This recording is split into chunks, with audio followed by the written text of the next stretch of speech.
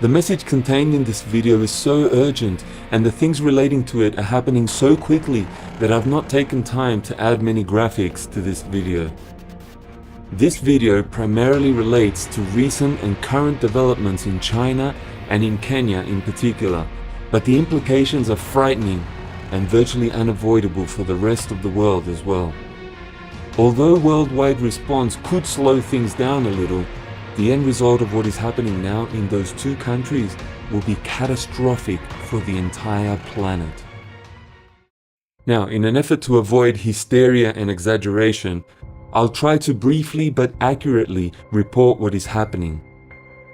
Through the use of RFID microchips, millions of closed-circuit TV cameras, and computerized records of every citizen over 5 years of age, these countries together have made giant leaps towards total control of their entire populations, including now control of their buying and selling.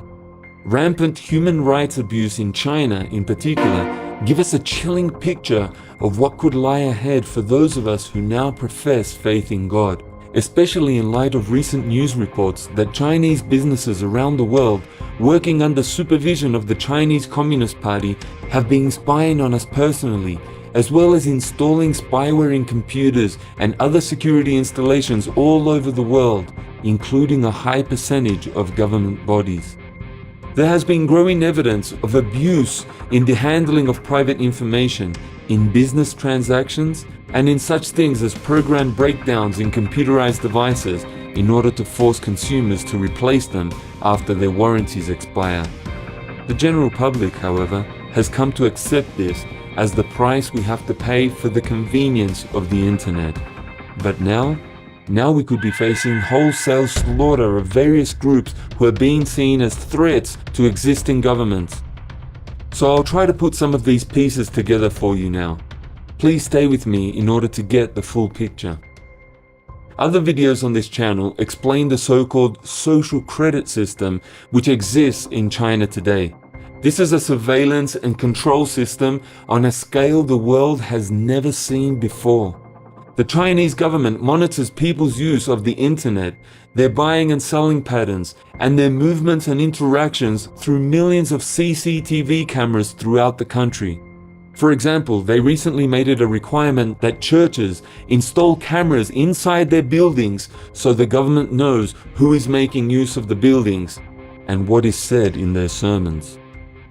If the government deems someone a threat or doesn't like their behavior, then those people get low social credit points, and they're restricted in such things as how far they can travel, how much access they have to the internet, and in rental and job opportunities. Even having contact with someone who has a low social credit rating is enough to lower your own rating as well. And they even advertise the names of people with low social scores so that other citizens know who to avoid if they want to protect their own scores. Now remember, China is known to torture and kill tens of thousands of its own citizens, in particular peaceful Falun Gong meditation practitioners, and selling the organs of the executed prisoners to overseas patients who are looking for organ transplants. Now most of us in the West have grown complacent. We have little fear that this could ever happen in our own countries. But now there is growing evidence that China has virtual control over internet security around the world. Through spy activity organized by such huge corporations as Huawei, so that they themselves could choose to target those of us with whom they have strong disagreements, especially if their economic control of the world continues to grow at its present rate. And we need to remember that any government can start out sounding safe and then change. Putting this kind of power into the hands of any government gives them the opportunity to abuse it. And that is what we see happening in Kenya at the moment.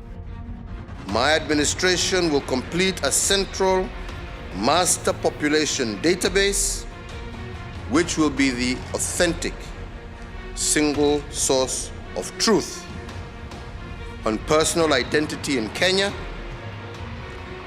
Ironically, while China calls its surveillance system a social credit system, Kenya's new Huduma ID card is called a social card.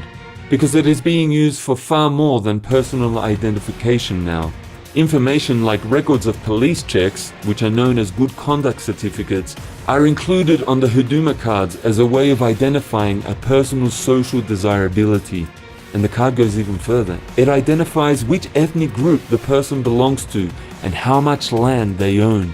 It even has provisions for including specific coordinates to locate the land, and provisions for collecting such biometrics as voice recognition. Something to keep in mind with this is that Kenya has a serious problem with ethnic tension, particularly when it comes to elections and illegal land grabs. Having ethnic information and land ownership on an ID card makes minority groups particularly vulnerable to extreme discrimination. And this Huduma card is described by the government as the single source of truth for every citizen in the country, which almost gives a spiritual quality to the card. But what is most disturbing about this card, and what is the primary message of this video, is that unlike other national ID cards, the Huduma social card is also a banking card. The government claims in its brochure that the main purpose of the card is to provide a cashless transaction scheme for its population, particularly targeting the unbanked population. Now, while there are claims that the Huduma card itself is not being forced on anyone, it will be mandatory for any monetary transactions with the government, whether it is receiving welfare benefits, paying for vehicle registrations, or even replacing a SIM card in your mobile phone. It can also be used as a regular bank account, including doing withdrawals from ATMs. Surviving without it is already unthinkable for most people. And here's another disturbing fact. The use of the card will be overseen jointly by both the government and the banks. Now that's a significant step towards totally merging the economic and political aspects of population control. The brochure provided by the Kenyan government unashamedly admits that it will be highly beneficial to both of them. This is what it says. Card issuing authorities are the government and the banks. Governments and banks are expected to cooperate as these social programs are highly beneficial for both parties engaged. There's very little mention of benefits to the citizens other than convenience and a chance for people to have banking who would not have otherwise needed it. So all it would take is the elimination of cash completely and a shift of this technology from a card to the body in the hand or forehead, and we will have exactly what the mark of the beast is described as in the Revelation.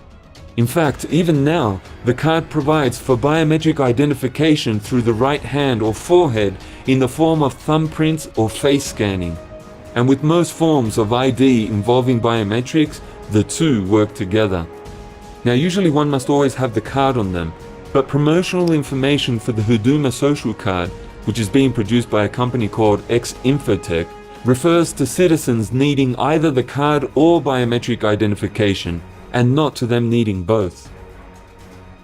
Every time I travel, access government services, or make a payment, I need an ID document or biometric credentials to verify my identity. So the card itself appears to be only temporary, with plans to replace all the information on it with some kind of biometric identification a little further down the track. And that is where we need to give serious thought as to where this is all leading. A thumbprint or a facial scan can be used for identification already, and these are in the right hand and in the forehead.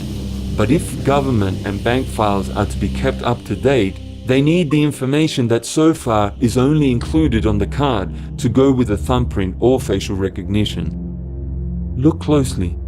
This is where that information is stored. It's called an RFID chip. Technology is already available to implant this chip under your skin in a capsule about the size of a grain of rice, and more advanced technology may even make it smaller. So what I am saying here is that this implantable RFID chip is the mark of the beast.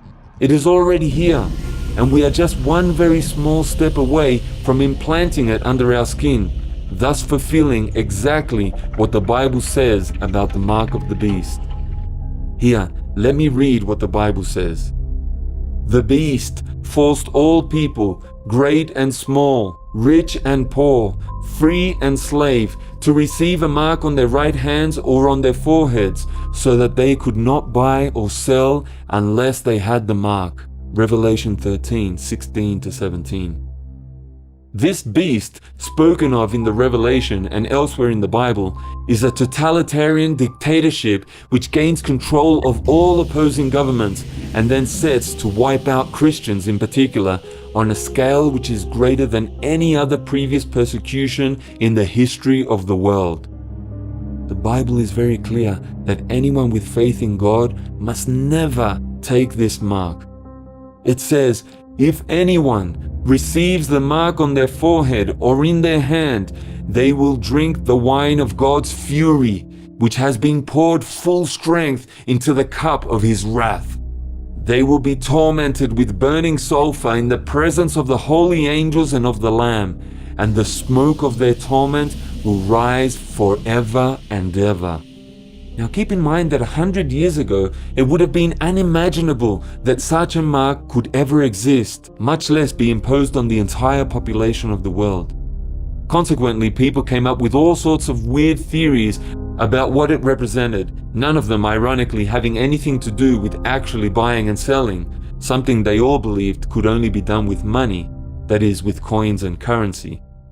But more recently, we have seen huge changes in economics, where it is now possible for governments to implement something which perfectly matches the description of the mark of the beast in the Bible.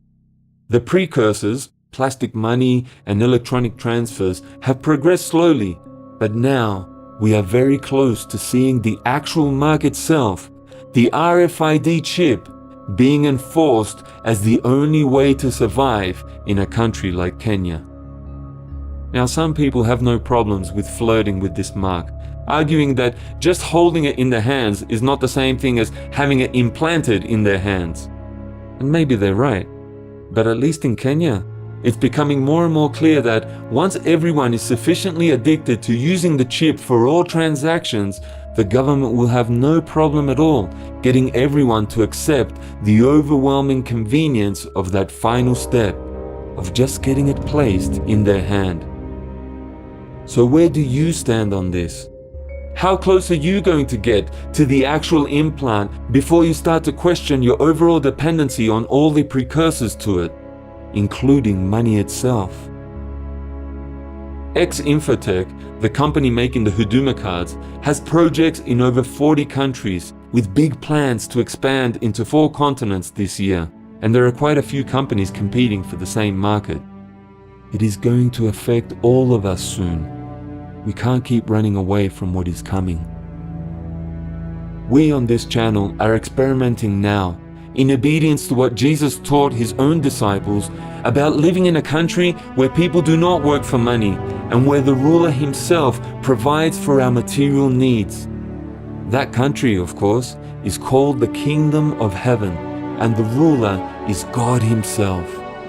We are now approaching the ultimate showdown between God and the rulers of this present evil world. God is looking for people who will take a stand for him by walking away from the system and its control over us. We don't have easy answers, but we have been operating largely outside the present economic system for quite a few years now, and we are actively searching for answers in the teachings of Jesus for all that lies ahead. So please contact us if you would like to become a part of this great cosmic experiment of real faith in Jesus Christ. God bless you.